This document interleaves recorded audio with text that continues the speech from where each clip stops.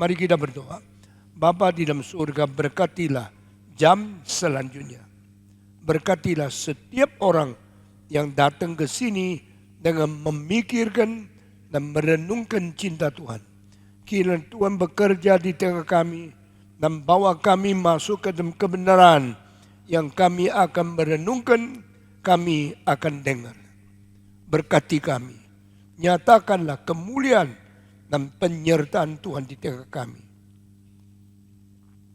Dalam nama Yesus, penebus dan juru selamat kami yang hidup. Amin. Saudara-saudara, hari ini saya berkhotbah tentang Injil paling mula. The first and the earliest gospel in the Bible. Kenapa saya sebut sebagai Injil yang paling mula? Karena sebelum ada nabi, Tuhan harus pakai mulut sendiri memberitakan kepada manusia satu hari pengharapan akan tiba kepada manusia yang sudah berdosa.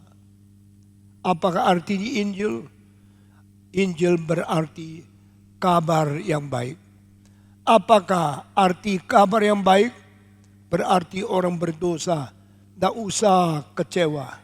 Orang berdosa tidak usah binasa. Orang berdosa tidak pernah perlu putus asa. Karena Tuhan tetap memimpin. Tuhan tetap menjaga situasi. Tuhan tetap mengarahkan pengharapan kita. The new hope is there.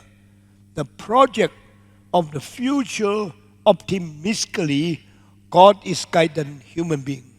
Allah memimpin anak-anaknya. Allah memimpin sejarah. Allah memimpin seluruh zaman menuju ke depan kepada sesuatu pengharapan yang baru. Saudara-saudara, Adam berbuat dosa. Hawa berbuat dosa. Mereka seharusnya ditinggalkan, dibuang, dihakimi, dan diadili oleh Tuhan.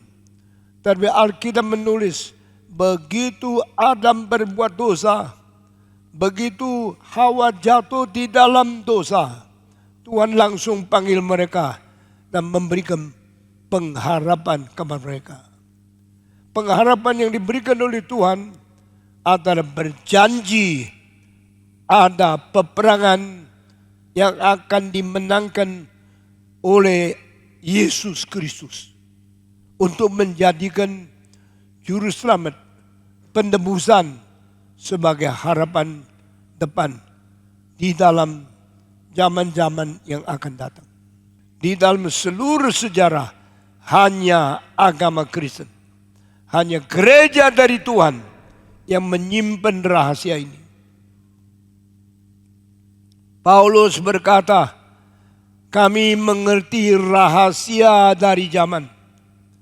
Kami mengerti misteri dari sebelum dunia diciptakan yang disimpan baik-baik untuk dibongkar kepada kita. Praise the Lord. Waktu Yesus Kristus datang ke dalam dunia, dia mengungkapkan apa yang pernah dijanjikan. Apa yang pernah dinubuatkan oleh Tuhan sendiri sebelum dunia diciptakan. Itu namanya rahasia dari zaman ke zaman. Itu namanya misteri sejak zaman kuno. From the ancient time, from generation to generation, something is hidden for thousands of years, now revealed to us. Hal yang sudah tersembunyi beribu-ribu tahun, sekarang dibongkar, diungkapkan, terbuka untuk kita. This is a revelation of God. This is the willingness of God to open and to let us understand what is the secret kept from generation to generation. What is the mystery hidden in the all ages by the grace of God. Tuhan menyatakan anugerah. Tuhan membongkar rahasia. Tuhan memberi kita pengertian tentang rencana kekekalan. Saudara-saudara, Tuhan orang Kristen bukan Tuhan yang sembarangan. Tuhan orang Kristen bukan Tuhan yang kerja sesuatu mendadak-mendadak. Tuhan orang Kristen adalah telah menyembunyikan rahasia, merencanakan semua pekerjaan secara tertib sebelum semua zaman berlangsung, sebelum waktu bekerja, sebelum manusia mengerti, semua di dalam rencana Allah mensimpan rahasia, mempunyai strategi, dan pelan-pelan bongkar kepada kita.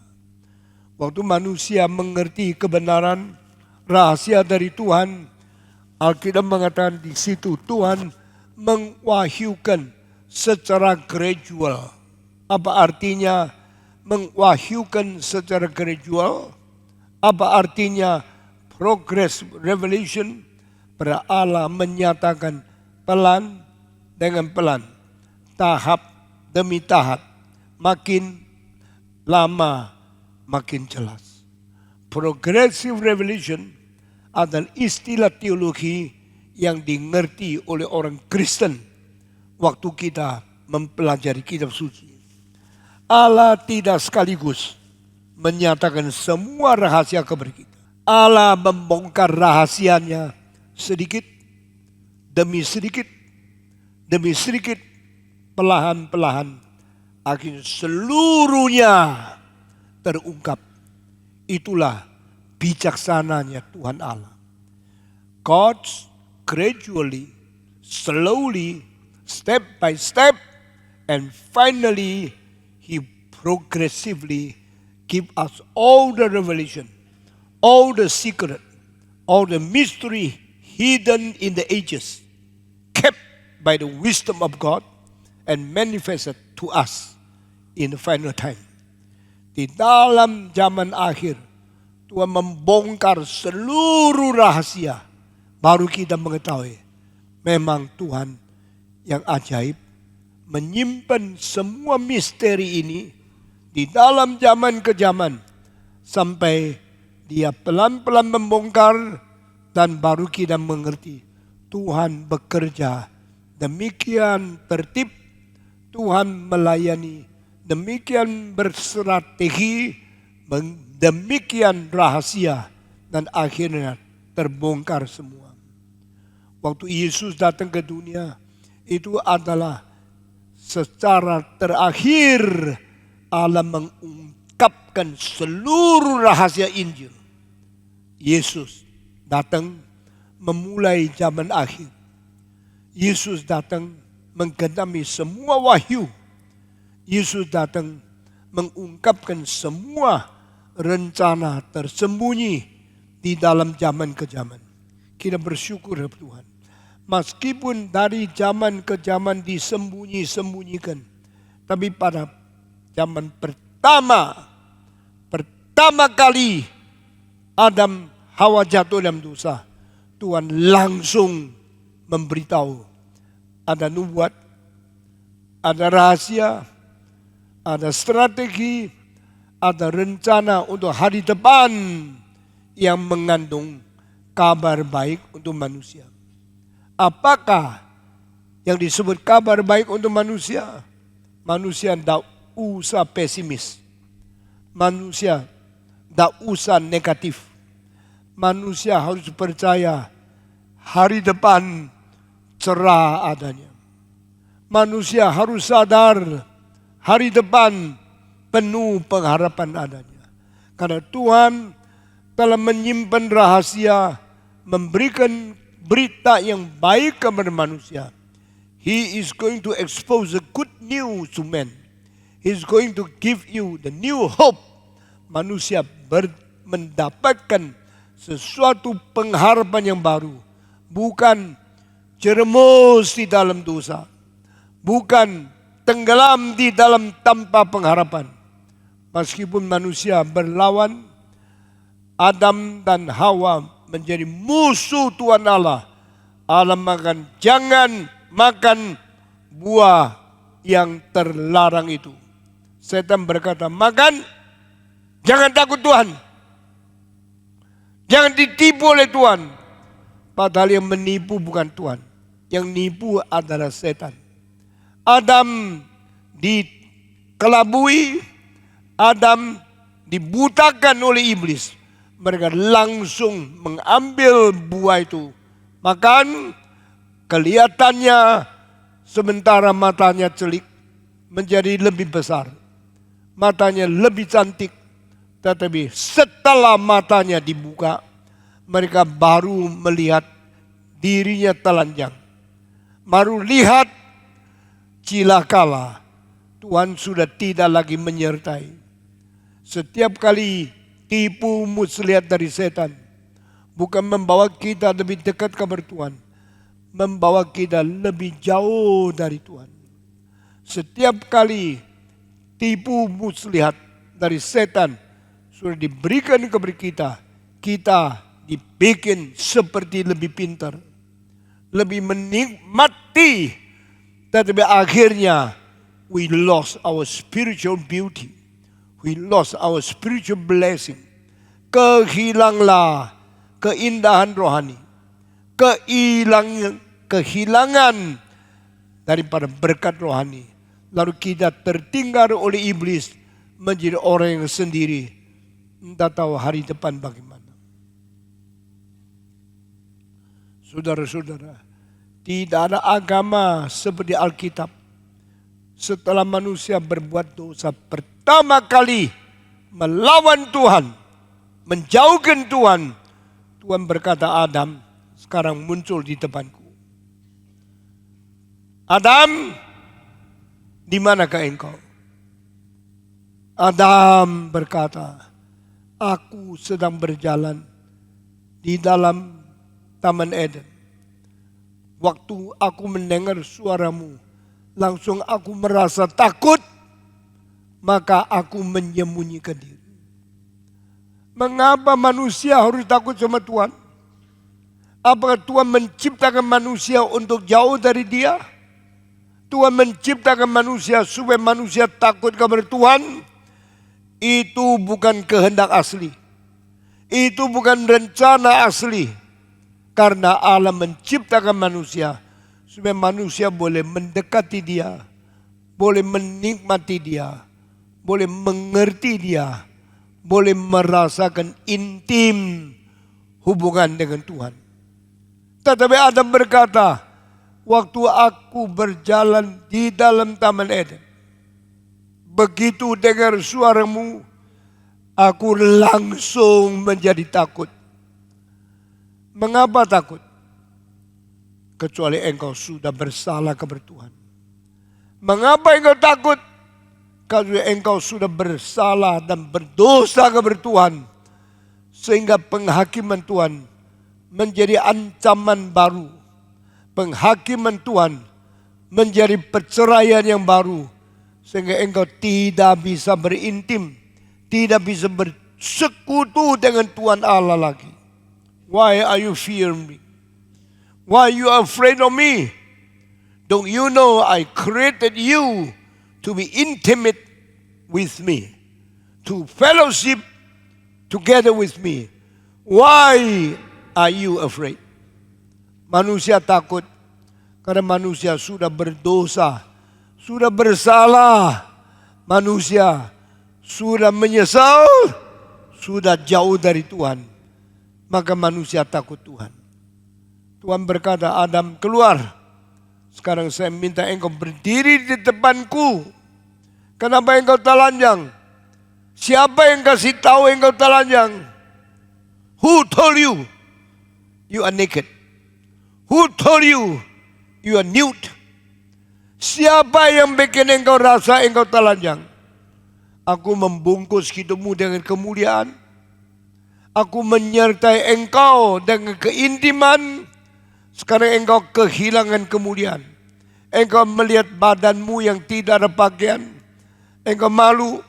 Saudara-saudara, manusia adalah satu-satunya macam makhluk yang rasa perlu pakai pakaian. Tidak ada binatang yang perlu pakaian. Karena Tuhan menciptakan mereka telanjang dari lahir sampai mati. Tetapi manusia lain, manusia satu-satunya merasa tak boleh telanjang. Manusia satu-satunya makhluk harus pakai busana. Ini namanya kebudayaan. Kebudayaan menuntut hal yang memalukan. Kebudayaan menutup ketelanjangan badan yang memalukan. Kenapa harus tutup? Karena malu. Saya mau tanya, kenapa malu? Kenapa badan malu? Kenapa alat kelamin malu? Kenapa kalau tidak pakaian engkau tak bisa lihat orang? Harus tutup. Ini rahasia. Ini tidak bisa dijawab oleh psikologi. Ini tidak bisa dijawab oleh literatur. Ini tidak bisa dijawab oleh filsafat. Ini hanya bisa dijawab melalui teologi kitab suci. Karena Tuhan berkata, you perlu kemuliaan Tuhan. Lalu kemuliaan Tuhan menodongi hal yang memalukan. Tetapi waktu engkau mengurangi kemuliaan Tuhan, engkau rasa menjadi malu. Bukankah ini rahasia? Bukan ini misteri? Mengapa manusia kalau tidak pakai pakaian merasa malu? Mengapa manusia beraktivitas apapun harus pakai pakaian? Mungkinkah guru mengajar tidak pakai baju? Mungkinkah rektor berpidato buka celana? Tidak bisa. Karena apa? You need the glory of God to cover up. Engkau perlu kemuliaan Tuhan untuk menutupi hal yang mempermalukan.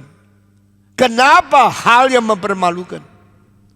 Alat kelamin bikinnya bagus, fungsinya indah. Kenapa mesti tutupi pakai celana dalam? Karena dosa mengakibatkan engkau tidak lagi mulia. Tidak ada orang bisa menjawab kecuali kembali kepada Alkitab. Kembali kepada ciptaan Tuhan. Tuhan membuat engkau telanjang bagus sekali. Kalau tidak percaya, saya mau tanya, kenapa waktu nikah hari pertama engkau minta istrimu telanjang? Mengapa waktu pernikahan malam pernah suruh suamimu telanjang?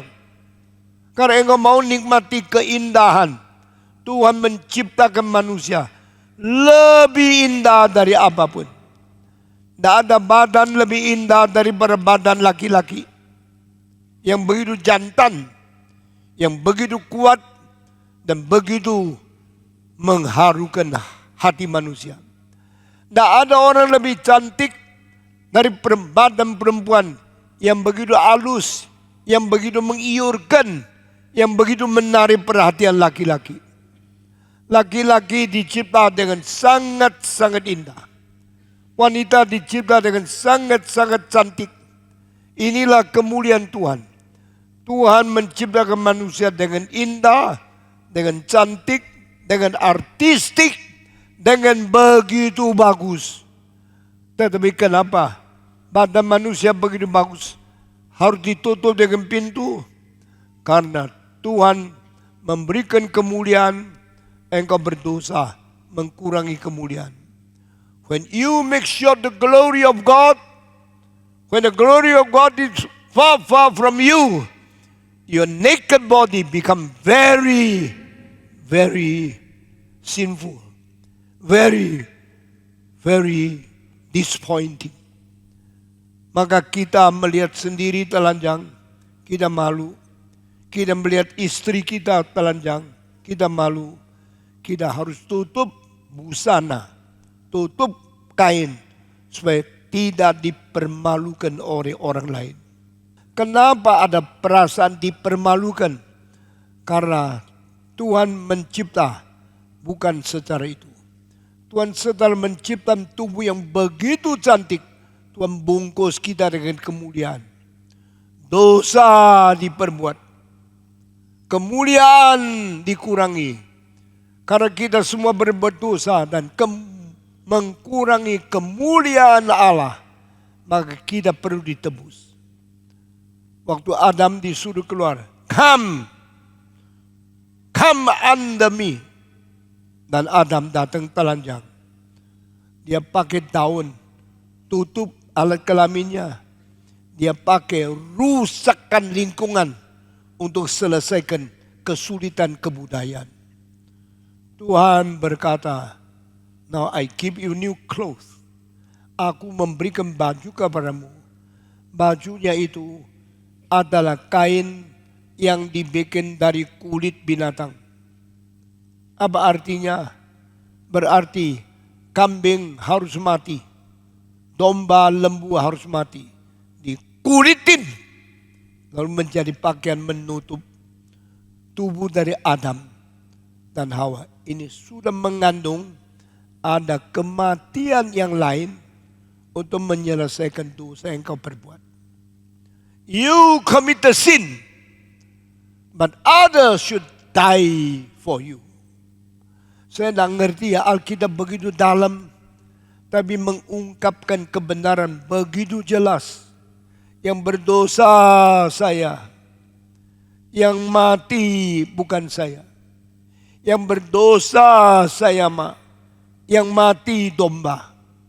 Domba sudah mati, kulitnya dilepas menjadi pakaian menutup tubuh saya. Inilah lebih dari kebudayaan. Inilah menyelesaikan apa yang tidak bisa dilakukan oleh kebudayaan. Kebudayaan adalah menutup dosa. Keselamatan adalah mewakili kebudayaan. Benar-benar membereskan apa artinya kerusakan budaya. Saudara-saudara, kain menutup badan, Tuhan mengatakan, copot, tanggalkan semua itu. Pakai pakaian kulit. Bukan melalui katun, bukan melalui wool, bukan melalui sesuatu yang kau rusak akan lingkungan yang kau bisa membereskan dosamu. Tapi melalui domba yang dibunuh, melalui binatang yang dibunuh, kulitnya dikupas untuk menutup hal-hal yang malu di dalam diri kita. Baru kita mungkin membereskan apa yang tidak bisa diselesaikan oleh kebudayaan manusia. Inilah Alkitab. Kita bersyukur kepada Tuhan. Sesudah itu maka ada anak keturunan dari Adam yang membunuh anak keturunan dari Adam yang lain. Kain membunuh Abel. Saudara, Abel dibunuh, Abel mati, dan darahnya masuk ke dalam tanah.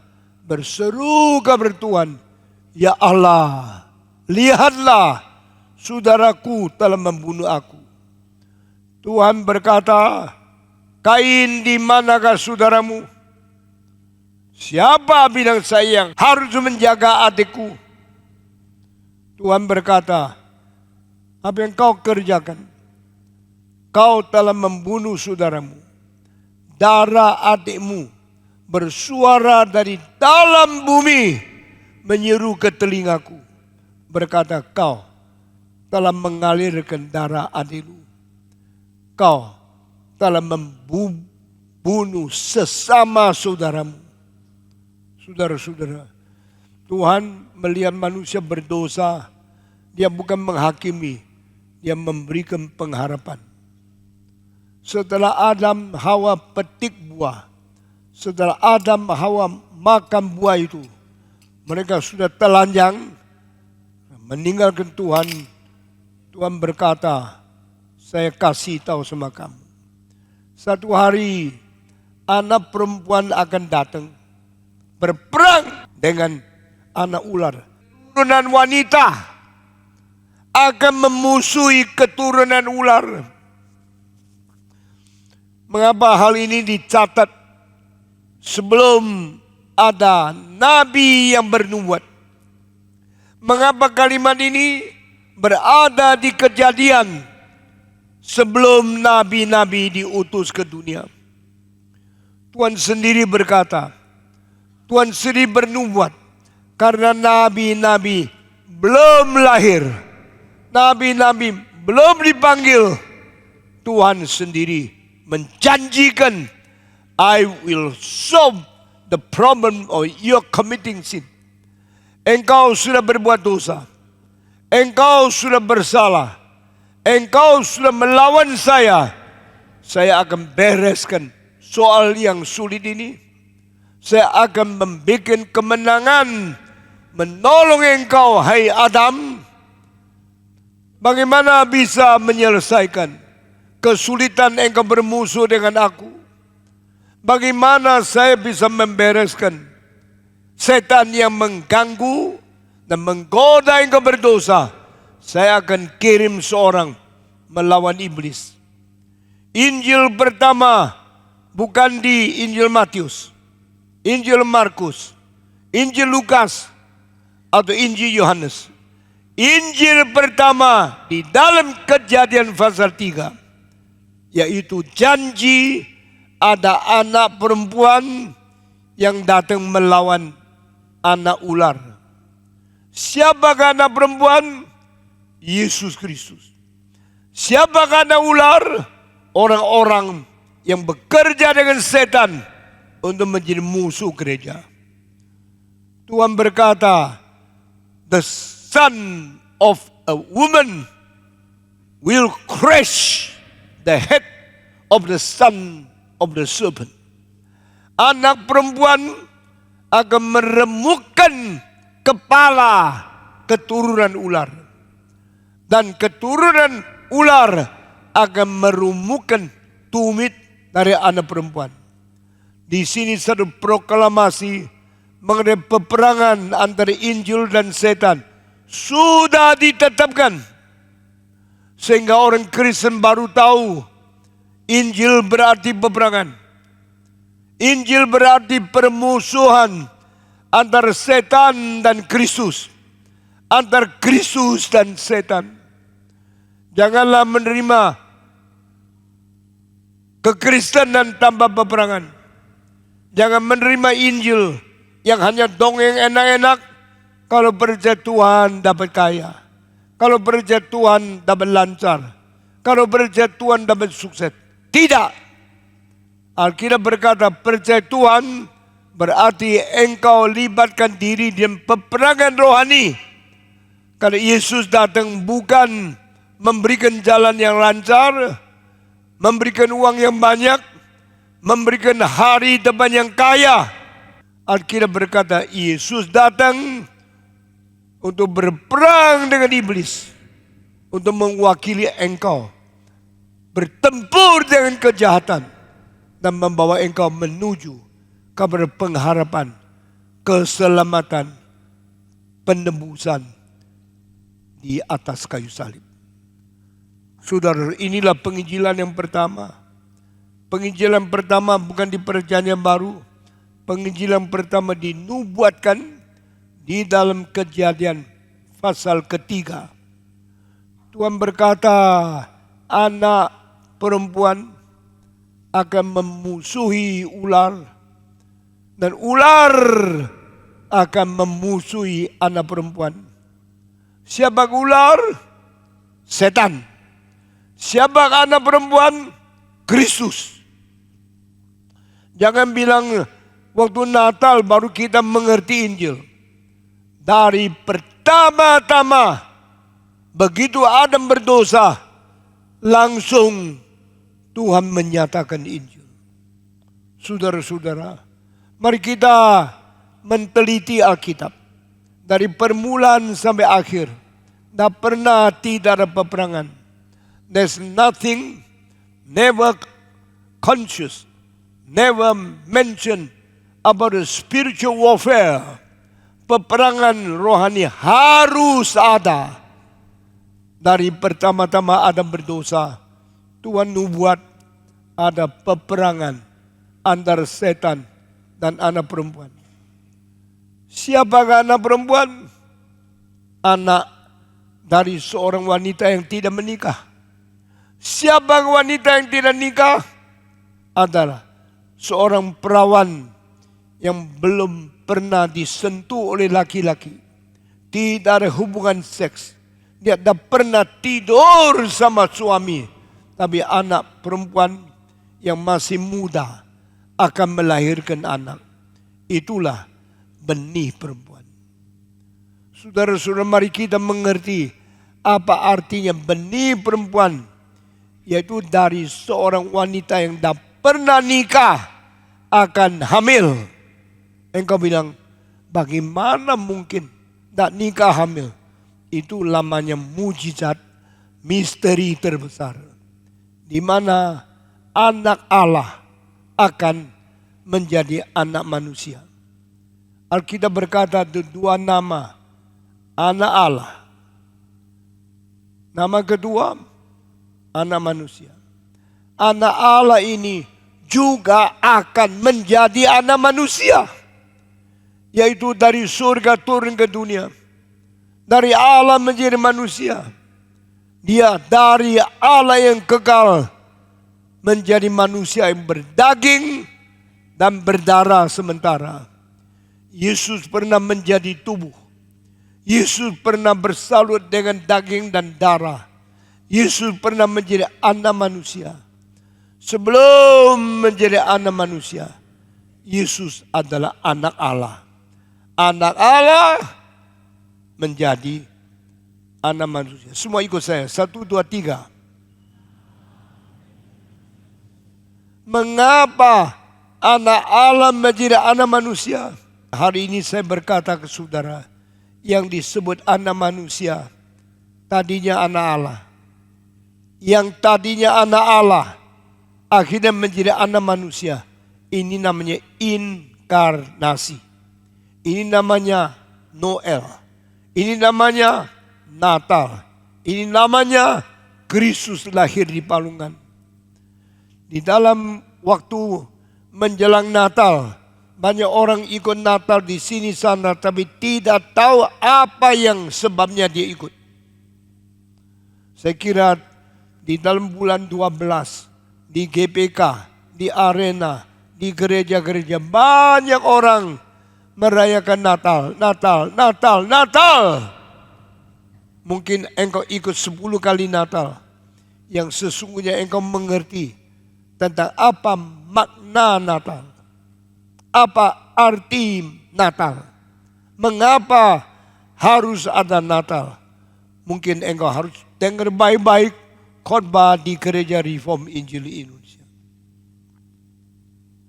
Anak Allah menjadi anak manusia. Sebelum dia anak manusia, dia anak Allah. Allah mempunyai anak. Mengapa percaya Allah mempunyai anak? Karena Alkitab jelas mengatakan Allah mempunyai anak. Dan anak Allah menjadi anak manusia. Namanya Immanuel. Yaitu firman menjadi daging. Saudara-saudara, waktu Yesus lahir dalam dunia, dia meninggalkan surga. Waktu Yesus turun menjadi manusia, dia menanggalkan keadaan sifat ilahi di surga. Dia menambah tubuh manusia, darah manusia, menjadi Yesus Nazaret di dalam tanah suci. Saudara-saudara sekalian, dia adalah anak manusia. Dia adalah keturunan daripada wanita. Engkau tanya, apa artinya keturunan wanita? Karena Alkitab mengatakan semua orang keturunan laki-laki. Abraham melahirkan Ishak. Abraham laki-laki, Ishak laki-laki. Kenapa Alkitab tidak mengatakan Sarah yang melahirkan Ishak? Kenapa mengatakan Abraham melahirkan Ishak? Benih laki-laki masuk ke dalam perempuan, barulah menimbulkan penghamilan, barulah menghasilkan janinan, barulah menjadi seorang yang berakhir rahim. Tanpa laki-laki, tidak ada anak yang dilahirkan. Tanpa laki-laki memasukkan sperma ke dalam tubuh dari perempuan, tidak ada telur yang bisa menjadi janin. Maka Alkitab mengatakan semua keturunan laki-laki menjadi anak sesudahnya. Tetapi hanya satu kali di dalam Kejadian pasal 3 ayat 15 dikatakan keturunan perempuan, benih perempuan. Siapa itu? Siapa benih perempuan? Jikalau kita semua laki-laki benih laki-laki, kenapa Yesus disebut benih perempuan? Karena Yesus adalah satu-satu orang dilahirkan oleh perempuan yang tidak pernah bersetubuh dengan laki-laki. Ini keajaiban yang terbesar, sehingga Paulus berkata, alangkah besar misteri keajaiban Tuhan, yaitu Allah menjadi manusia. Saudara-saudara, kalau Yesus ada anak perempuan, maka Alkitab tidak mengatakan Yesus adalah anak laki-laki. Alkitab mengatakan Yesus adalah anak daripada perempuan yang melahirkan dia. Itu sebab Maria melahirkan Yesus adalah melahirkan tanpa menikah dengan Yusuf. Maria melahirkan Yesus adalah Maria yang tidak pernah bersetubuh dengan laki-laki namanya Yusuf. Maria dinaungi oleh Roh Kudus.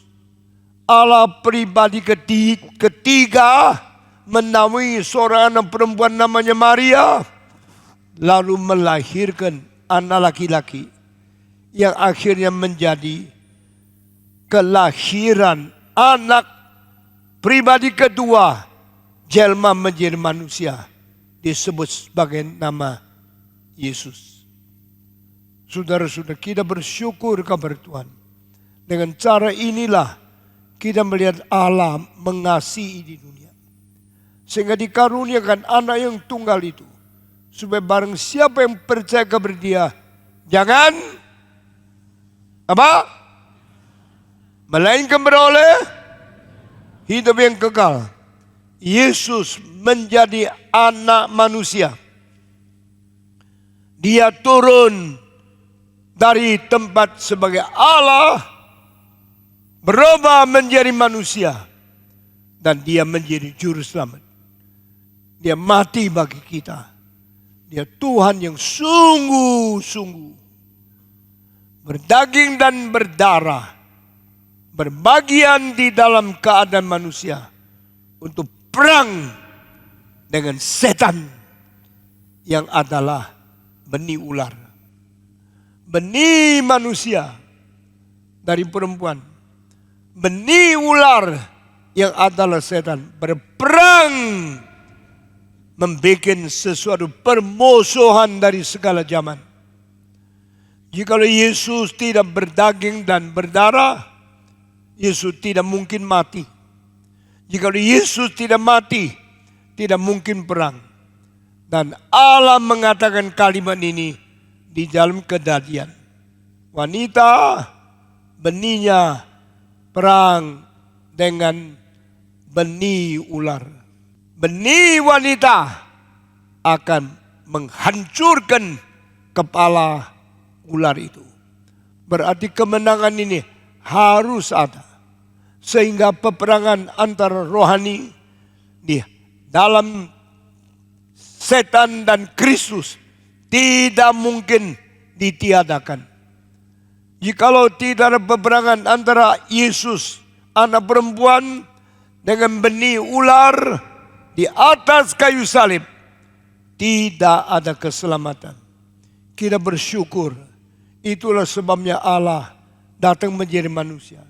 Itulah sebabnya Kristus harus berperang dengan ular melalui kedagingan dan darah yang dimiliki oleh dia. Saudara-saudara sekalian, kita melihat keajaiban yang begitu besar tersimpan di dalam rencana Allah yang kekal, baru diungkapkan setelah Adam berdosa, dan ini disebut rahasia zaman ke zaman. Ini disebut misteri dari kekal yang dibongkar pada akhir zaman. Yesus datang ke dunia. Saudara-saudara, kita bersyukur kepada Tuhan karena Tuhan mengungkapkan, Tuhan menyatakan, Tuhan mereveal, membongkar rahasia ini supaya kita boleh merayakan Natal dengan pengertian yang tuntas bahwa ada peperangan rohani. Kita bersyukur kepada Tuhan. Kita bersyukur kepada Yesus Kristus karena Dia adalah menggenapi apa yang dinubuatkan di dalam Taman Eden. Yesus ke dunia melaksanakan apa yang diberitahu, yang dikasih tahu kita terlebih dahulu. Sebelum Injil datang, sudah ada nubuat Yesus akan mengalahkan setan. Hari ini kita sebelum merayakan Natal yang akan datang, mari kita memikirkan tentang the first gospel, the first prehistoric, the first foretold, the first prophecy in the Bible. Di dalam kitab suci, nubuat itu ribuan. Dan nubuat pertama hanya satu, yaitu benih perempuan melawan ular. Ular akan meremukkan benih perempuan, tumitnya. Tetapi benih perempuan akan meremukkan kepala dari ular. Peperangan antara setan dengan Kristus. Akibatnya apa? Akibatnya setan kalah total. Tapi Kristus menerima, kakinya, tangannya dipaku, menderita, berdarah, luka untuk engkau dan saya. Saya bersyukur kepada Tuhan. Di dalam agama main tidak pernah mungkin ada nubuat mengenai ini. Semua cuma mengajar berbuat baik supaya dikenal oleh Tuhan. Semua cuma mengajar bermoral tinggi supaya boleh diterima oleh Tuhan. Dan Alkitab berkata, no. Tidak ada moral baik yang memperkenan Tuhan.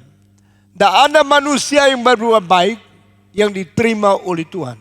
Alkitab berkata, sekalian sudah berdosa mengurangi kemuliaan Tuhan. Semua manusia telah melawan Tuhan, telah dibuang oleh Tuhan, telah harus menerima hakiman dan menerima hukuman terakhir, masuk ke dalam neraka.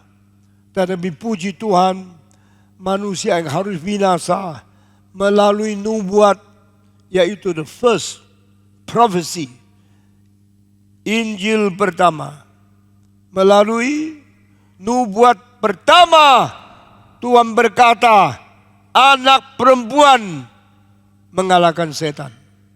Hari ini kita menerima Tuhan karena Dia mengetahui, karena kita mengerti Yesus adalah anak perempuan.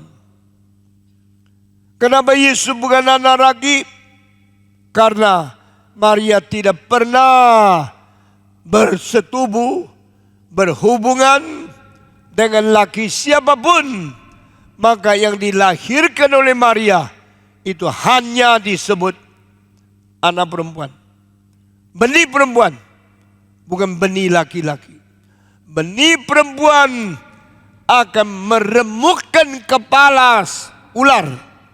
Ular akan melukai tumit daripada anak perempuan. Berarti di dalam peperangan rohani antara Yesus dengan setan, setan akan kalah total sehingga kepalanya diremukkan. Tapi setan akan membuat luka kaki Yesus, dipaku di atas salib. Yesus tangan dipaku, kaki dipaku, dilukai oleh setan. Tetapi melalui Yesus, anak perempuan yang berperang dengan setan, dia meremukkan kepala, bikin musnah, bikin hancurnya setan. Kita bersyukur kepada Tuhan. Itulah artinya Natal. Artinya Natal, yaitu Tuhan mengalahkan iblis. Dan mengapa Tuhan mengkaruniakan Yesus ke dalam dunia? Mengapa Yesus sebagai Allah menjadi manusia? Saudara-saudara, kita bersyukur kepada Tuhan. Peperangan dunia beribu-ribu kali.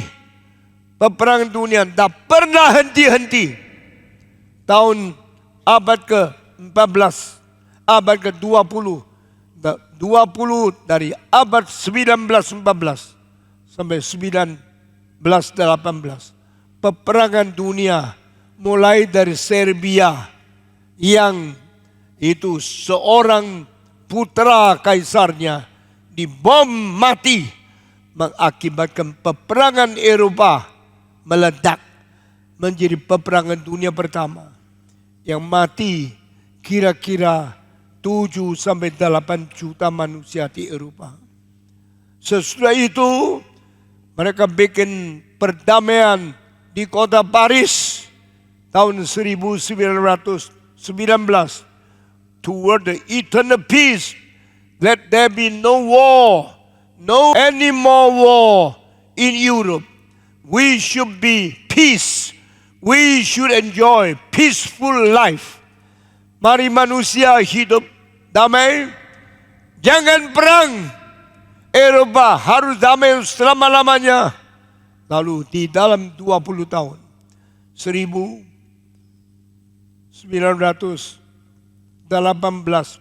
perang berhenti. 1919 kompresi perdamaian. Persis 20 tahun saja. Tahun 1939 ledakan peperangan dunia kedua langsung terjadi lagi antara Jerman, Italia, dan akhirnya gabungan Jepang ke dalamnya berperang dengan seluruh dunia, mengakibatkan kira-kira sebenarnya 70 juta yang mati.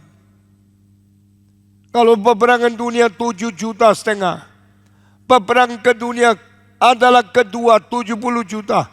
Berarti 10 kali lipat gandanya orang yang mati dibanding dari peperangan dunia pertama. Adakah perdamaian? Bukankah manusia mau damai? Bukankah tahun 1919 sudah janji semua, tanda tangan di baris damai selama-lamanya. Nah, sampai 20 tahun ledak peperangan kedua lebih besar 10 kali dari peperangan dunia pertama kali di 14 sampai 18. Yang mati 70 juta yang mati. Saya kasih tahu, banyak orang tidak pernah tahu kalau perperangan kedua matinya 70 juta. Umumnya dalam sejarah cuma catat 30 juta.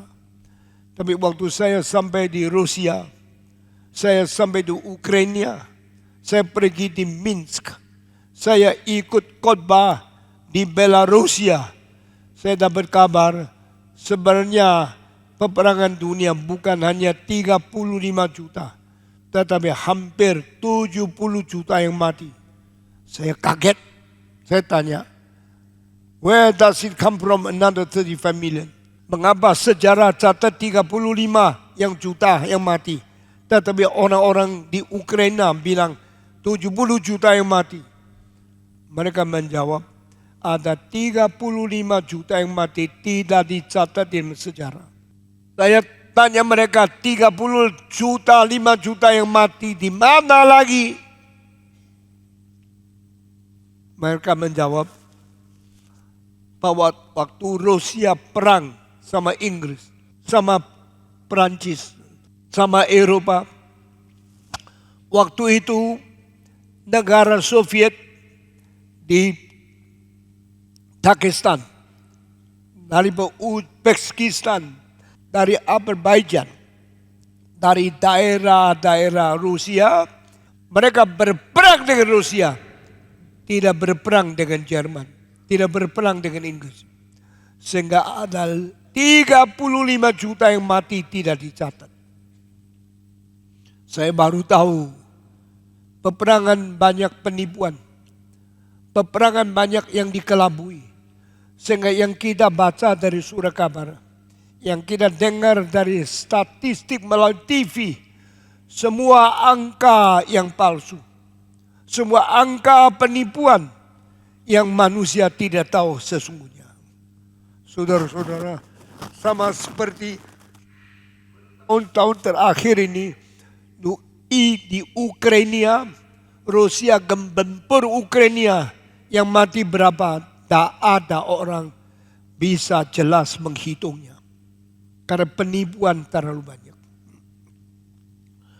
Saudara-saudara, Jepang mulai melawan Amerika pada waktu mau akhirnya peperangan kedua. Mereka mengirim kapal terbang, diselundupkan di dalam terowong, dimasuk ke dalam bawah kapal. Kapal jalan seperti bukan kapal terbang. Tapi di dalam kapal itu ada terowong yang kapal terbang sayapnya disimpan. Sehingga masuk ke dalam terowong, manusia tidak tahu.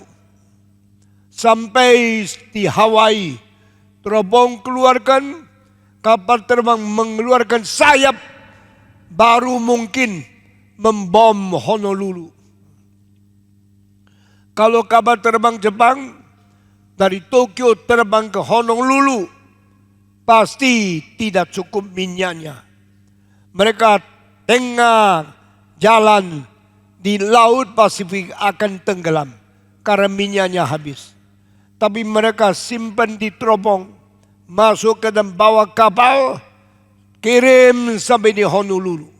Baru keluarkan kapal, baru lepaskan kapal terbang dari terowong, lalu sayapnya dibuka kembali, bisa terbang, bisa membom Amerika.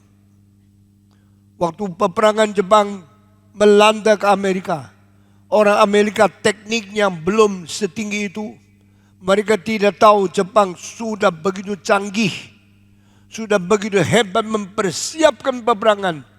Di dalam satu malam, ribuan bom jatuh ke Honolulu. Orang Amerika yang masih naif, masih dansa-dansa, minum whisky, masih main-main, mendadak dia bom sampai Poland. Sampai mereka banyak yang mati, kapalnya tenggelam. Waktu itu baru sadar Jepang sudah datang. Jepang begitu mendadak, mereka kira mereka akan menghancurkan Amerika. Mereka akan menjadi bangsa yang menguasai seluruh dunia. Demikian Jerman merasa mereka pasti mengalahkan Eropa, Inggris, Perancis. Jerman dan Italia bersekutu akan mengambil alih seluruh kuasa dari Eropa. Jepang menguasai Asia, Jerman menguasai Eropa. Seluruh dunia menjadi milik orang-orang Jerman, orang daripada Italia dan orang Jepang. Saudara-saudara, saya akan bicara sedikit tentang kedua kali peperangan dunia. Waktu itu di Jepang ada seorang disebut dewa perang, seorang ila perang yang namanya Yamamoto. Siapa yang pernah dengar nama ini, coba angkat tangan. Perang mempunyai seorang namanya Yamamoto 56. Mengapa jenderal ini disebut Yamamoto 56? Karena dia punya papa adalah seorang pemimpin militer namanya Yamamoto. Yamamoto lahir anaknya waktu dia umur 56. Waktu umur 56 melahir seorang anak, dia senang sekali kasih nama anak itu Yamamoto 56. Yamamoto 56 berani, pintar, berkuasa, dan menjadi militer orang pertama paling bergaya, paling berani, paling berstrategi perang, tak pernah kalah. Itu sebab orang Jepang begitu menghormati dia. Anggap dia itu dewa perang. Anggap dia itu adalah pemimpin Jepang. Anggap dia itu juru selamat negara Nippon. Mereka angkat dia menjadi jenderal paling besar, menjadi penasihat tertinggi di dalam Jepang. Lalu mereka mengatakan, perang, berani melawan Amerika, jangan takut. Mereka membom Honolulu. Di dalam satu hari, ratusan kapal perang tenggelam. Amerika ribuan tentara mati. Jepang menjadi negara paling kuat di dunia. Mereka kira tidak lama lagi seluruh dunia milik Jepang. Dan mereka kirim 2 regu. Satu ke Honolulu untuk Amerika. Satu ke Asia Tenggara untuk Southeast Asia. Mereka masuk ke Kuala Lumpur. Mereka masuk ke Singapura. Mereka masuk ke Batavia. Mereka masuk ke Kalimantan. Mereka masuk ke Mid Island. Di seluruh Indonesia dikuasai Jepang. Jepang kuasai Indonesia. Jepang kuasai Amerika. Mereka kira seluruh dunia akan berubah menjadi milik Jepang. Tetapi pada tahun 1965 situasi sama sekali berubah. Akhirnya Jepang harus kalah total. Sekarang dengar sedikit cerita, sedikit sejarah. Jepang orang yang paling sombong waktu itu. Mereka bahkan menghina Tiongkok. Mereka kira Tiongkok punya kaisar nothing. Tiongkok punya kaisar, tidak usah ditakuti. Karena Jepang lebih kuat, Jepang lebih hebat. Meskipun tanahnya kecil, tapi bangsanya kuat sekali. Jepang pada abad ke-19 tidak mempunyai kekuatan terlalu besar.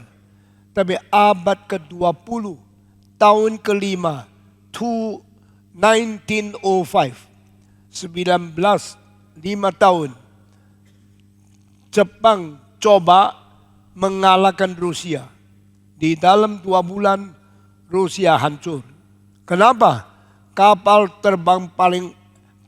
induk paling besar Rusia berada di perairan Jepang. Jepang di dalam 2 bulan membuat kapal yang besar sekali itu tenggelam. Caranya apa? Jepang bilang, mari kita pakai kapal kecil-kecil, kelilingi kapal besar itu. Bom dari pantatnya, bom dari bawahnya. Setelah bawahnya bom, air masuk. Kapal itu berapa besar, tidak ada gunanya. Karena dah sanggup mencegah lubang-lubang bawah semua yang dihancurkan oleh Jepang. Kapal itu tenggelam. Sesudah tenggelam, Rusia kalah. Jepang menang. Jepang mulai merajalela di dunia. Tak usah takut Amerika. Tak usah takut Rusia. Tak usah takut Cina. Mari Jepang merajalela. Sudah merebut akan utara, timur bagian daripada Rusia. Mereka merebut bagian timur utara dari Tiongkok. Mereka rebut sebagian dari Malaysia, Singapura, Filipina. Mereka rebut Indonesia. Mereka kira seluruh dunia akan berubah menjadi milik Jepang. Saudara-saudara, waktu itu Jepang sedang mengalami pembaruan akibat dari kaisar yang penting, yaitu Meiji. Saudara-saudara, Meiji menjadi kaisar Jepang abad 19. Dia membuat perombakan supaya Jepang cepat maju. Waktu itu Jepang manusianya terlalu pendek, di bawah 150. Kalau perang selalu kalah. Kaisarnya marah. Bangsa kita, bangsa yang begitu pendek, tidak sampai 150 cm. Bagaimana bisa perang? Maka dia mengatakan, saya mempunyai perombakan bikin Jepang menjadi negara kuat. Caranya bagaimana? Dua. Pertama, orang Jepang perempuan harus berani ke luar negeri, tidurin orang laki Amerika, orang laki Brasilia, orang laki orang putih yang gede-gede. Sudah nikah, sudah dapat benih di perutnya, jangan terus tinggal di Amerika. Cepat pulang Jepang, lahirkan anak besar di Jepang. Inilah caranya Jepang berevolusi. Inilah caranya Jepang merombak benih yang kecil itu. Banyak perempuan pergi ke Amerika, ke Kanada, pergi ke Eropa. Setelah hamil, karena tidur sama laki-laki, mereka langsung bawa benihnya pulang. Sudah pulang, benih campuran Amerika sama Jepang, lahir di Amerika, lahir di Jepang. Itulah sebab sekarang engkau lihat orang Jepang tidak terlalu pendek. Karena mereka sudah merubah jenis, merubah benih karena nikah sama orang-orang putih. Dengan demikian orang Jepang makin tinggi, makin tinggi. Kaisar Meiji mengatakan, inilah pengharapan bangsaku. Inilah perubahan benihku. Negara Jepang tidak lagi kecil. Negara Jepang akan menjadi orang tinggi-tinggi. Sehingga kita tidak usah minder. Kita tidak usah takut. Kita boleh mempunyai tentara yang tinggi-tinggi. Berperang dengan Eropa. Berperang dengan Amerika. Itu cara pertama. Kedua, Kaisar Meiji mengatakan Jepang punya kuda terlalu kecil. Kalau perang pasti kalah. Caranya bagaimana? Suruh kuda pergi menikah sama kuda Amerika. Tidak bisa. Kuda tidak bisa lari ke Amerika pergi cari suami. Maka dia perintahkan tanggal berapa, bulan apa, tahun apa. Dia kira-kira memberikan 2 tahun. Semua kuda di Jepang harus dibunuh oleh pemiliknya. Wah, orang Jepang marah. Saya punya kuda, kalau dibunuh saya rugi dong. Satu kuda mahal sekali. Kalau mati saya tidak ada kuda. Bagaimana? Harus. Kalau kudanya sampai hari itu belum mati, pemiliknya saya bunuh. Orang Jepang ketakutan sama Kaisar Meiji. Saya tanya, kenapa orang Jepang begitu menghormati kaisar mereka? Karena Jepang sombong, kaisar mereka tidak pernah berubah nama aslinya.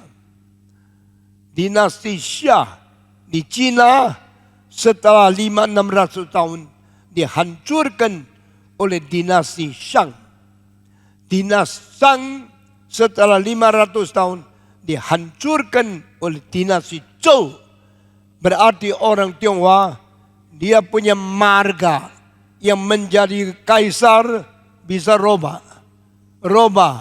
dari Shang menjadi Zhou, dari Zhou menjadi Han, dari Han menjadi Samkok, dari Samkok menjadi Cui, dari Cui menjadi dinasti Tang, dari Tang menjadi dinasti Song, dari Song menjadi dinasti Yuan, dari Yuan menjadi dinasti Ming, dari Ming menjadi dinasti Qing, dari Qing menjadi dinasti Chiang Kai-shek, dari Chiang Kai-shek menjadi dinasti Mao Zedong. Terus berubah-ubah. Ribuan tahun, hampir setiap 300 tahun. paling banyak 780 tahun. Pasti ganti dinasti. Itu sebab orang Jepang bilang, bangsa Tionghoa, bangsa apa? Kerajaannya bisa berubah. Marga bisa ganti. Itu bukan kerajaan yang hebat. Dan Jepang mengatakan, kita orang Jepang, marga kita tak pernah berubah. Kita mempunyai kaisar yang langsung diturunkan dari surga. Maka orang Jepang memanggil kaisar mereka kaisar surgawi. Kaisar surgawi Jepang. Japanese Heavenly Dynasty. Mereka menghormati kaisarnya. Mereka tak pernah berani melawan kaisar. Apalagi membunuh. Dan itu sudah 2000 tahun. Sampai sekarang kaisar Jepang tidak pernah ganti marga. Tidak berani dibunuh oleh orang lain. Itu sebab Jepang menghina semua kerajaan di Tiongkok. Menghina semua kerajaan yang di Asia Tenggara. Menghina semua sultan, semua raja di Jawa. Dia menghina semua kerajaan di Eropa. Jepang menjadi salah satu sombong. Salah satu negara yang paling congkak, yang paling sombong. Itu sebab mereka abad ke-20 setelah melawan Rusia menang, mereka menjadi bangga, angkuh sekali. Mari kita melawan Amerika. Mereka harus kalah. Mari kita melawan Jerman, melawan Rusia, melawan Tiongkok. Mereka pasti kalah. Jepang akan menjadi negara nomor 1. Itu sebab mereka berani meledakkan peperangan dunia kedua. Bersekutu secara sementara hanya dengan 2 negara. Jerman, Italia, Jepang. Lalu mereka melawan Amerika, melawan Perancis, melawan Inggris, melawan Rusia, melawan Tiongkok. Jepang negara kecil mau melawan seluruh dunia. Tapi sampai tahun 1945 mendadak perubahan peperangan dunia kedua berubah sama sekali. Sehingga tahun 45 Jepang dikalahkan, dihancurkan. Dan dengan 2 strategi, Eropa menang, Amerika menang. Pertama, menghancurkan militer Jepang yang dipimpin oleh Yamamoto 56. Masih ingat tadi? Yamamoto yang melahirkan anak pada waktu 56, dia memberikan nama kepada anaknya. Kamu akan menjadi tentara terhebat. Kamu akan menjadi tentara terkuasa. Menjadi tentara paling penting Jepang. Yamamoto dibesarkan menjadi prajurit yang paling berani, menjadi militer yang paling kuasa, menjadi peperangan yang tak pernah kalah. Sehingga orang Jepang semua memperdewakan dia. Mereka begitu menghormati Yamamoto 56. Dan Yamamoto mengatakan, kita perlu perang kepada seluruh dunia. Kita perlu hancurkan Tiongkok, hancurkan Amerika, hancurkan Eropa. Jepang harus menguasai seluruh dunia. Kesombongan seperti itu bikin orang Jepang bangga sekali. Mereka lihat Korea, Cina, semua negara Asia Tenggara, negara kecil. Tidak usah takut. Mereka melatih kapal terbang, membuat kapal perang, membuat angkatan darat, mempunyai kuasa besar luar biasa. Sampai tahun 45 mereka sudah menguasai Mid Island di Pasifik, di Asia Pasifik. Mereka menguasai Indonesia, menguasai Filipina, menguasai Taiwan, menguasai Cina, menguasai seluruh Asia Tenggara. Jepang sombong sekali. Tapi Tuhan melihat bahwa orang Jepang yang sombong akan mengambil alih semua kuasa di dunia. Tuhan tidak mengizinkan. Dengar baik-baik ya kalimat di bawah ini. Setiap saat waktu dunia situasi sangat membahayakan, Tuhan ikut campur, mengganggu semua ruling dan semua kuasa yang ganjil di dalam sejarah. Tuhan tidak mengizinkan Jepang menang. Tuhan tidak mengizinkan Amerika kalah. Tuhan tidak mengizinkan Eropa kalah. Tuhan tidak mengizinkan Rusia kalah. Tuhan tidak mengizinkan Cina kalah. Tuhan tidak mengizinkan Asia Tenggara diambil oleh Jepang. Caranya bagaimana?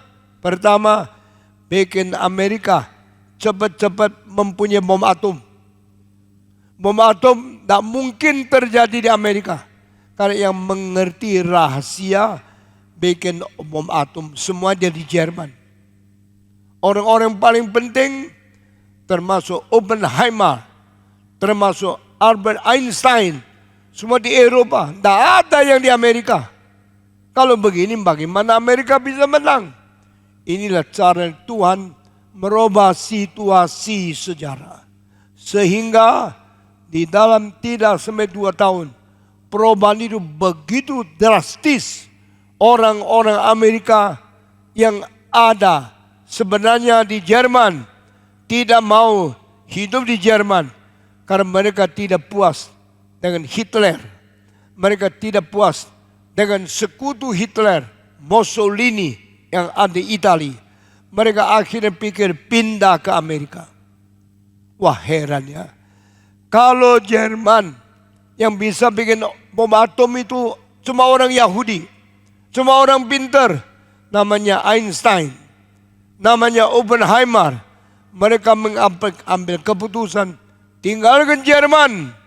Mereka mau pindah ke Amerika. Amerika yang tidak ngerti apa-apa. Amerika yang tidak ada teknik bikin bom atom. Amerika yang banyak orang tidak mengerti apa itu Albert Einstein. Mendadak menerima pengungsi dari Jerman pindah Amerika. 1, 2, 3, 4. Semua orang paling pintar pindah ke Amerika. Lalu di Amerika mereka melihat situasi Jepang makin galak, makin rusak, makin kejam, makin merajalela. Maka orang Amerika mengatakan, mari kita menemukan semacam bom yang besar, yang kuasanya, peledakannya bisa matikan ratusan ribu orang. Bikin takut Jepang. Mereka bikin satu proyek, namanya Proyek Manhattan. Semua ikut saya. Proyek Manhattan. Dia mendelegasikan seorang dari Jerman yang pindah ke Amerika. Namanya Oppenheimer. Engkau menjadi ketua. Bikin penyelidikan. Bagaimana menemukan bom yang paling berkuasa. Untuk hancurkan Jepang. Untuk berhentikan niat jahat mereka menguasai dunia. Tahun 37 orang Jepang berada di kota Nanjing di Tiongkok. Mereka memperkosa 300.000 anak perempuan Tiongkok. Dan mereka menghamilkan mereka, sesudah hamil ditusuk sampai mereka semua perempuan mati. Dan sesudah mati mayat dibuang di dalam kuburan yang massal, beratus-ratus ribu mayat kubur bersama. Orang Jepang sampai hari ini masih sesal kenapa mereka tidak bisa menang. 37, 8 tahun kemudian di Amerika bom atom terjadi dibikin. Amerika tidak boleh mempunyai bom atom karena mereka tidak mengerti teknologi. Mereka tidak mempunyai ilmuwan yang pintar. Tetapi karena orang Jerman meninggalkan Jerman, pindah ke Amerika, mengakibatkan orang Amerika yang tidak ngerti menjadi mengerti. Orang Amerika yang tidak teknologi menjadi teknologi paling tinggi. Maka di Manhattan Project, bom atom yang namanya Little Boy diciptakan. Saya sendiri pernah pergi melihat bom atom yang gemuknya kira-kira setengah ton dan yang tingginya kira-kira 160 cm. Ini kalau diledakkan dari angkasa langsung ratusan ribu mati. Saya pergi lihat di Dayton, di Amerika, bom atom yang asli. Saudara-saudara, setelah Amerika mengerti bagaimana bikin bom atom, mereka rundingan, bolehkah dipakai? Ada yang menjawab, tidak boleh. Kalau ini pakai, berarti ratusan ribu orang, dunia akan mati. Amerika menjadi negara paling jahat, negara paling kejam, negara kriminal yang membuat mati paling orang banyak. Tapi ada sebagian mengatakan, tidak bisa tidak. Kalau kita tidak berani pakai bom atom, Jepang merajalela menelan semua negara, dunia akan hancur. Jepang akan menang dan kita akan kehilangan negara, kehilangan kemerdekaan, kita akan kehilangan bahagia. Jadi mesti boleh bom Jepang atau tidak mesti, tidak boleh bom Jepang. Itu ragu-ragu tidak habis. Saudara-saudara, di dalam saat seperti ini terjadi dua hal yang bersifat menentu. Dengar baik-baik. Pertama, Yamamoto mengambil keputusan bom semua negara Asia Tenggara supaya menjajah, supaya memiliki kuasa Jepang di atas Asia Tenggara. Waktu itu kira-kira lebih 1 juta piring hitam yang merekam Indonesia tanah airku dikirim kapal untuk mau dibagikan kepada semua orang Indonesia melawan Belanda. Belanda di dalam kecelakaan karena mereka akan dihabisin oleh Jepang. Jepang di dalam kerelaan dan di dalam kebanggaan karena mereka akan menguasai seluruh Asia Tenggara. Bukan saja demikian, Yamamoto 56 menentukan pada satu hari pagi jam 6 semua angkatan udara akan naik ke udara pergi membom Amerika. Tetapi hal ini dibocorkan oleh seorang Taiwan yang cepat-cepat pagi itu jam 5 kirim kawat kepada Presiden Amerika namanya Roosevelt. Dan seorang jenderal Taiwan kirim kawat itu kepada Washington DC, kepada Presiden Amerika mengatakan begini, Bapak Presiden, maafkan saya mengganggu engkau. Engkau di situ sedang sore, sedang mau mengasuh. Saya minta cepat beri perintah orang Amerika naikkan kapal perangmu di Pasifik langsung mencegah karena kapal daripada Jepang sudah naik di dalam setengah jam. Wah, waktu itu Roosevelt, seorang presiden, mendadak menerima kawat ini, dia menjadi gelisah sekali. Langsung dia pikir-pikir, tidak bisa tunggu lagi. Langsung kirim kawat dari Washington, pergi ke Asia Tenggara, pergi ke Mid Island, bicara sama orang Amerika. Sebelum jam 6, kapal terbang Amerika naik ke atas, menyambut kapal terbang Jepang, langsung tempur dengan mereka. Saudara-saudara, siapa yang bocor kode ini? Siapa yang memberitahu rahasia ini? Saya sekarang tidak kasih tahu, sebentar saya kasih tahu. Waktu itu Roosevelt, Presiden Amerika, ketakutan kalau kurang cepat Amerika mati, kalau kurang cepat Jepang menang. Dia ambil langsung kirim kawat ke tempatnya militer Amerika. Sekarang pun juga sebelum jam 6 kapal terbang ratusan ribu dari Amerika. Jangan tidur. Pagi-pagi jam 6 naik ke angkasa, langsung menerima kapal terbang Jepang. Waktu kawat itu dikirim, banyak orang Amerika masih tidur. Tapi perintah presiden, semua dibangunkan. Semua langsung naik ke kapal terbang. Naik terbang. Waktu kapal terbang itu naik ke angkasa, mereka tidak tahu. Jam 6 lewat Jepang sudah mau naik. Tapi jam 6 sebelum Amerika sudah naik dulu di angkasa. Orang Jepang waktu naikkan kapalnya di angkasa langsung bertemu dengan ratusan kabar Amerika. Mereka tidak tahu dari mana engkau dapat bocoran kabar kami mau serang. Dari mana engkau tahu jam ini kita akan di angkasa? Saudara-saudara, karena kawat dari Taiwan yang pergi Washington DC. Sekarang saya bocor. Orang yang kirim kawat itu seorang jenderal angkatan udara dari Tiongkok. Chinese Air Force military chief send a telegram to President Roosevelt.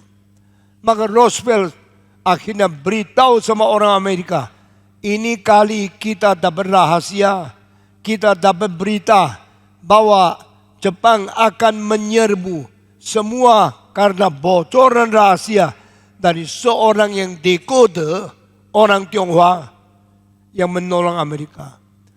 Saudara-saudara, hari itu kalau jenderal Taiwan tidak mengirim kawat, orang Amerika akan lambat 2 jam baru naikkan kapal terbang ke atas angkasa. Kalau mereka telat 2 jam, Asia Tenggara dan Pacific Island semua akan dibom oleh orang Jepang. Tapi puji Tuhan, karena mereka lebih cepat dapat kabar, mereka cepat naikkan kapal sehingga berperang dengan orang Jepang.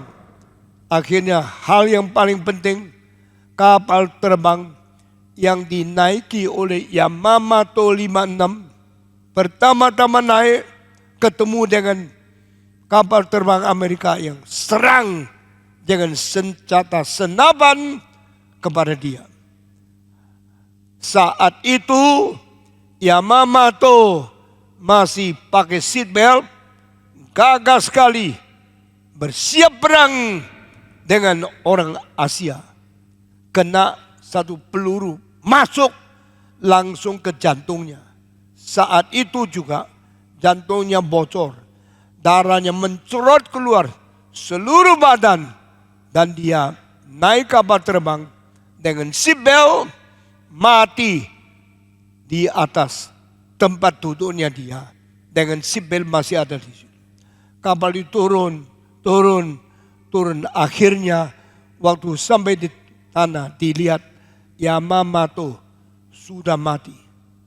Setelah Yamamoto mati, orang tentara, orang Jepang, semua lesu, semua pesimis, semua menangis, kirim kawat ke Tokyo. Yamamoto, dewa perang kita sudah mati. Jepang tidak mungkin menang. Karena dewa perang kita sudah mati, kita tidak ada pengharapan menang. Sekarang Jepang mau kemana? Mereka nangis. Setelah mereka nangis, Jepang, Tokyo, semua tentara nangis. Seluruh Jepang nangis karena Yamamoto meninggal dunia. Inilah terjadinya hal pertama mengapa peperangan dunia kedua harus berhenti. Karena Yamamoto mati. Saudara-saudara, setiap kali saya bicara tentang sejarah, saya kasih tahu, when the crisis of history come to some point, God's hand in the wind, human being. Pada waktu sejarah manusia mengalami kesulitan yang paling mencelakakan, saat itu tangan Tuhan campur tangan, merubah dunia menjadi negara dan masyarakat yang tidak boleh sesuai dengan keinginan orang jahat. Tuhan itu hebat, Tuhan itu hebat, Tuhan itu ajaib, Tuhan selalu merubah dunia. Saya seorang pendeta yang bukan hanya mengerti teologi, saya pendeta yang mempelajari sejarah, saya pendeta yang mengerti akan sifat strategi manusia dan kapan Tuhan campur tangan. Tuhan pada waktunya akan mengerjakan hal yang manusia tidak tahu. Sama seperti zamannya Jepang hari itu Yamamoto 56 mati. Tidak lama lagi bom atom terjadi di Amerika. Manhattan Project sukses. Bom atom bukan dibikin di Jerman. Yang bisa bikin bom atom cuma orang Jerman. Tetapi mengapa bom atom akhirnya dibikin jadinya di Amerika? Karena campur tangan Tuhan. Jangan bodoh. Jangan kira manusia hebat. Kalau Tuhan mau putarkan manusia, gampang sekali. Tuhan bikin Yamamoto mati hanya pakai satu telegram dari Taiwan. Tuhan pakai Jepang kalah hanya melalui orang pindah dari Jerman ke Amerika. Maka Oppenheimer pada waktu jadinya bom atom boleh diletakkan, dia satu malam tidak tidur. Dia tidak tahu besok pagi harus membom Jepang atau tidak. Kalau bom Jepang, kaisar Jepang yang dari surga, kalau marah, Jepang akan melawan dunia bagaimana? Kalau tidak bom Jepang, Jepang akan bom Tiongkok, bom seluruh Asia, seluruh dunia akan jatuh di tangan Jepang yang jahat itu. Bagaimana? Dia satu malam tidak tidur. Dengar ya, Oppenheimer tidak tidur satu malam. Pada pagi-pagi dia harus ambil keputusan, kirim kawat tidak. Kasih tahu tentara Amerika, bom Hiroshima atau tidak. Orang Jepang juga manusia. Orang Jepang juga mempunyai anak, mempunyai cucu. Kalau mereka dibom, kasihan yang mati begitu banyak. Dia tidak bisa tidur satu malam. Pagi-pagi dia bangun. Dia susah sekali ambil keputusan. Terakhir, dia kirim kawan. Bom Hiroshima. Waktu kalimat itu keluar, tentara Amerika tidak bisa lawan. Karena sudah diperintahkan oleh Roosevelt harus taat kepada atasan. Kabar terbang naik. Bawa bom atom yang namanya Little Boy. Waktu sampai di Tokyo mau bom, tidak bisa. Karena awan gelap, tidak jelas sasarannya. Tidak tahu harus dibom yang mana. Mereka putar lewat kota Hiroshima. Cerah sekali. Tidak ada awan. Lalu yang setir itu mengatakan, bolehkah saya bom Hiroshima? Dia setelah pikirkan kekuatan daripada surat atau daripada kawat. Si Oppenheimer mengatakan, bom saja. Dia langsung jatuh ke bom. Bom itu turun sampai tengah-tengah angkasa. Meledak. Bom atom meledaknya lain sama bom biasa. Bom biasa mesti ketemu barang di tanah, baru ledak. Dia ledak di atas angkasa, langsung kekuatan kuasanya merusak seluruh kota. Berpuluh-puluh kilometer dijangkau oleh peledakan di atas angkasa. Sehingga ratusan ribu langsung mati. Ini terpaksa. Tidak boleh manusia membunuh begitu banyak. Tetapi kalau Jepang tidak dikasih bom atom, seluruh dunia akan dihancurkan. Maka mereka meledakkan bom atom itu, sudah selesai. Bom turun, kapal terbang pergi. Langsung ratusan ribu orang kulitnya terbakar. Bom atom membuat mereka semua kering, semua digosongkan, semua menjadi badannya ledak seperti bom atom. Dan waktu itu ada orang di Hiroshima melihat begitu caranya mati, begitu susahnya dihanguskan oleh bom atom. Mereka yang belum mati lari berapa jam menuju ke Tokyo, mau beri laporan kepada Kaisar Jepang. Waktu mereka sampai di Tokyo, sampai di istana, tak boleh masuk. Ada apa kamu? Ada laporan penting mengenai musnahnya kota Hiroshima. Jangan omong kosong. Hiroshima mana bisa musnah? Oh, saudara tidak tahu. Bom yang lebih besar dari bom biasa ratusan kali meledak, bikin puluhan ribu orang mati. Apa itu? Kalimat apa itu? Jangan cegat saya. Saya melapor kepada Kaisar, biar Kaisar Hirohito mengetahui apa yang terjadi. Di dalam istana, Hirohito sedang tunggu. Dia sedang menikmati makanannya. Ada orang masuk berkata, Kaisar, saya harus melapor setelah terpaksa. Kota Hiroshima sudah tidak ada. Apa? Kota Hiroshima tidak ada. Nah mungkin kota yang ratusan ribu orang, bagaimana bisa tidak ada? Kaisar dengar ada bom atom yang dijatuhkan dari udara di tengah-tengah angkasa, meledak, radiasinya mencakup puluhan kilometer. Orang di dalam Hiroshima semua mati, dibakar, kulitnya kosong, mukanya hancur, mereka menjadi mayat. Apa itu? Hirohito tidak percaya. Sudah tidak percaya. Tidak lama lagi ada orang lain juga lari dari Hiroshima, langsung lutut di hadapan Kaisar.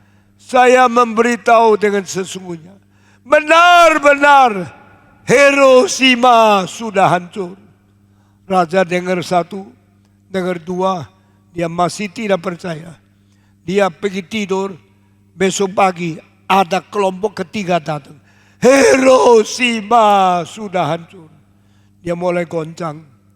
Akhirnya dipanggil semua kepala tentara, semua kepala jenderal kumpul di istana.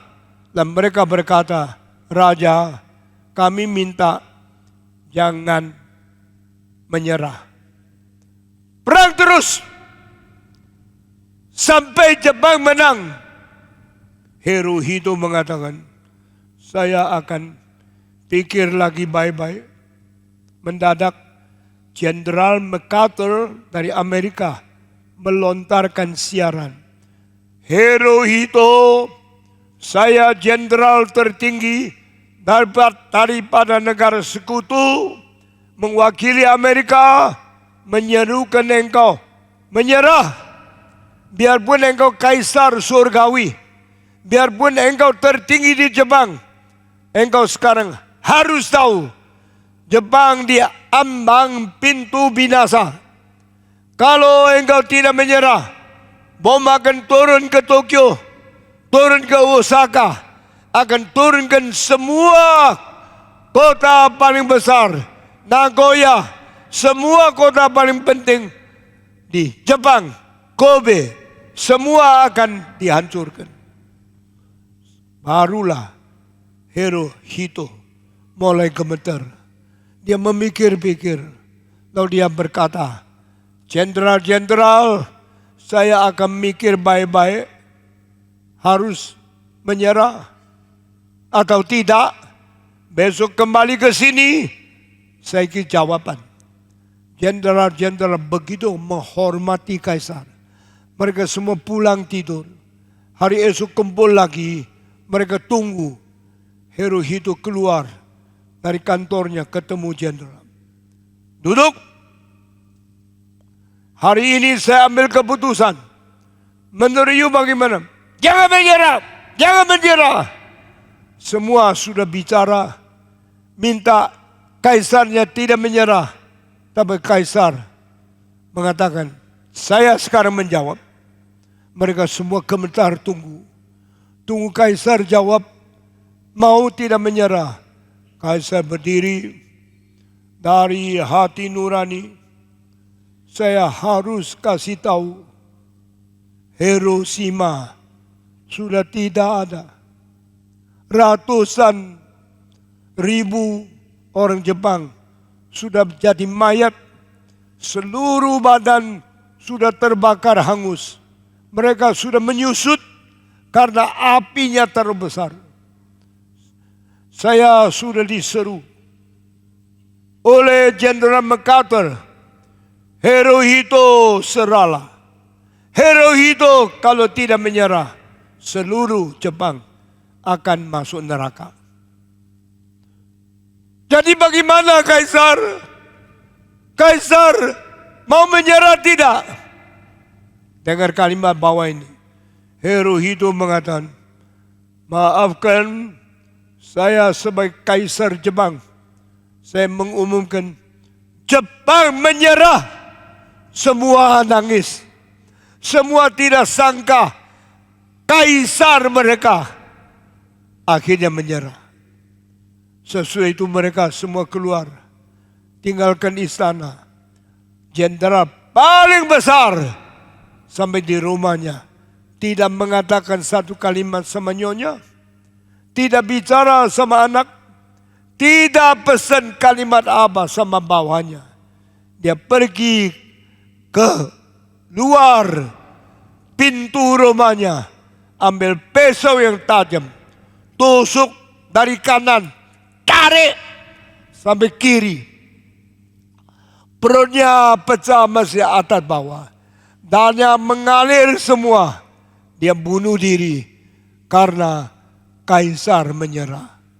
Saya harus taat kepada raja paling besar, kepada pimpinan Jepang paling penting. Saya tidak ada pengharapan. Saya bunuh diri. Saudara-saudara, itulah peperangan dunia kedua yang 80 tahun lalu, 45 sudah berhenti. Sesudah itu seluruh dunia bersorak-sorai. Perang sudah berhenti. Jepang sudah menyerah. Jerman menyerah. Italia menyerah. Manusia merdeka kembali. Sampai sekarang sudah 80 tahun. Tahun ini 2025. Tahun itu 1945. 80 tahun kemudian kita masih ada peperang Korea, masih ada peperang Vietnam, masih ada peperang Ukraina, masih ada peperang Tiongkok sama India, masih ada peperangan dari banyak negara. Dunia tidak pernah berhenti. Tapi saya kasih tahu kabar Tuhan, ini semua peperangan tidak penting. Peperangan paling penting ialah antara anak perempuan yang berperang dengan anak ular, yaitu Kristus dan setan. Tak pernah berhenti perang. Satu hari Kristus akan datang kembali, setan akan menyerah. Orang Kristen akan mengetahui kemenangan dimiliki oleh anak Allah yang tunggal, Yesus yang pernah lahir di palungan. Dia adalah anak perempuan. Dia adalah musuh setan. Dia akan memberikan kemenangan kepada semua orang yang percaya kepada dia. Kiranya ini menyadarkan kita bagaimana berperang dengan Kristus. Menyadarkan kita bagaimana mengikuti Tuhan, menjadi musuh setan, melayani Tuhan sampai Yesus datang kembali. Amin. Kiranya Tuhan memberkati kita masing-masing. Mari kita tunduk kepala. Mari kita masuk ke dalam doa. Saya sekali lagi minta Pendeta Heru naik ke atas. Pimpin kita menutup kebaktian. Mari kita semua bangkit berdiri dan Pendeta Heru pimpin kita menutup khotbah ini dengan doa. Mari kita berdoa. Bapa di dalam surga, kami bersyukur ya Tuhan, kami diingatkan Injil bukan untuk keselamatan diri pribadi saja, tetapi adalah peperangan sepanjang zaman di mana kami juga diundang untuk ikut berbagian. Karena itu ya Tuhan, sadarkan kami ya Bapa, agar Natal ini boleh menjadi Natal di mana banyak orang boleh kembali kepada Tuhan dan kuasa gelap, kuasa iblis boleh semakin ditaklukkan dan kuasa nama Tuhan yang semakin ditinggikan.